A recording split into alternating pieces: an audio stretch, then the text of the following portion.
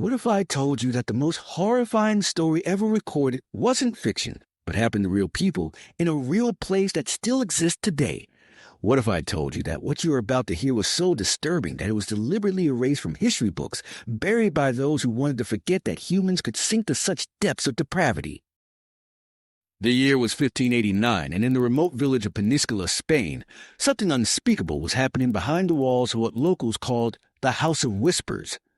You won't find this in your history textbooks because the Catholic Church spent centuries suppressing the truth about what Father Vicente Marquez really did to his congregation. Father Marquez wasn't just a priest. He was a man who discovered that absolute power over people's souls to be twisted into something far more sinister than anyone imagined. When he arrived in Peníscola, the villagers welcomed him as a holy man sent by God. They had no idea they were inviting a monster into their midst. The first signs were subtle. Villagers began reporting strange dreams after confession, vivid nightmares where they were trapped in underground chambers, surrounded by the sounds of screaming. But these weren't dreams. Archaeological evidence discovered in 1987 revealed that Marquez had constructed an elaborate network of tunnels beneath the church, complete with cells, torture devices, and what can only be described as experimental chambers. But here's where it gets truly disturbing. Marquez didn't just torture his victims, he convinced them they deserved it. Using the twisted interpretation of Catholic doctrine, he told his congregation that physical suffering was the only way to purge their souls of sin. Parents willingly brought their children to him. Husbands delivered their wives, all believing they were participating in holy purification. The medical examiner's report from the 1987 excavation, which remained classified until 2019, describes bone fragments showing evidence of systematic torture that lasted for months. Victims were kept alive through careful feeding and medical attention, only to endure fresh horrors each day. The doctor who examined the remains said it was the most methodical cruelty he had ever encountered in 40 years of forensic work. What makes this even more chilling is how Marquez documented everything. In his personal journal, discovered sealed in the church walls, he wrote detailed accounts of his spiritual experiments. He described how he would study his victims' faces as they endured agony, noting which methods produced the most authentic expressions of divine suffering. He believed he was conducting research for God, documenting the exact process of spiritual purification through pain. One entry from October 1590 reads, "Today I discovered that the young blacksmith's daughter maintains her faith even when subjected to the heated iron upon her flesh. Her screams have a musical quality that I believe pleases the Lord. Tomorrow I will test whether this divine song continues when the iron is applied to her eyes." The village itself became complicit in unimaginable ways.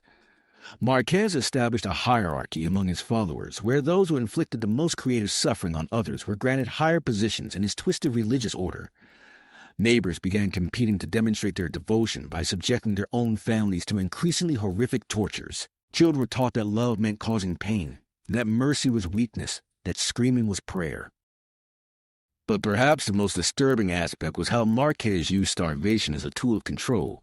The excavation revealed that he would withhold food from entire families until they agreed to participate in his rituals. Starving parents would watch their children waste away until they finally brought them to the underground chambers, begging Marquez to accept their child's suffering as payment for bread. The journal entries describe how he would force parents to choose which of their children would be tortured first, telling them that God required them to make this choice to prove their faith. Imagine being so desperate, so broken, that you would point to your own child and say, "Take this one." That's what Marquez did to these people. He didn't just torture their bodies, he annihilated their humanity. Here's what your history books won't tell you. This continued for over 3 years. An entire village, over 400 people, lived in this nightmare for 3 years. The outside world knew nothing. The church hierarchy received glowing reports about the spiritual renewal happening in Peníscola. Letters from Marquez described miracles and divine visions, painting himself as a saint leading his flock to salvation. The truth only emerged when a traveling merchant discovered the underground chambers by accident. His horse had fallen through a weak spot in the ground above the tunnels, and when he climbed down to rescue it, he found himself in a maze of torture chambers still warm with fresh blood. His testimony, preserved in the Valencia archives, describes walls covered in human skin, floors sticky with blood, and the sound of moaning coming from cells where victims were still alive after months of torture. But here's the revelation that changes everything. Marquez wasn't acting alone. The excavation uncovered correspondence between him and high-ranking church officials in Rome who not only knew about his experiments but were actively funding them. The Vatican had commissioned him to study the limits of human faith under extreme duress. They wanted to know how much suffering a person could endure before renouncing God. This wasn't the work of one madman. This was a systematic research project conducted by the Catholic Church to understand the breaking point of human faith. The villagers of Peninsula were test subjects in a theological experiment that the Vatican hoped would provide insights into strengthening religious devotion across Europe. The Church's own records, released partially in 2019 under pressure from human rights organizations, show payments to Marquez totaling over 50,000 ducats, an enormous sum that would be worth millions today.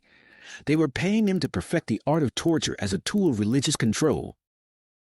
When the truth finally emerged, the Church's response was swift and brutal. Every surviving resident of Peninsula was declared mentally unstable and confined to monasteries where they lived out their remaining years in isolation. The village itself was burned to the ground, and the Church commissioned new construction on the site to erase all evidence of what had happened.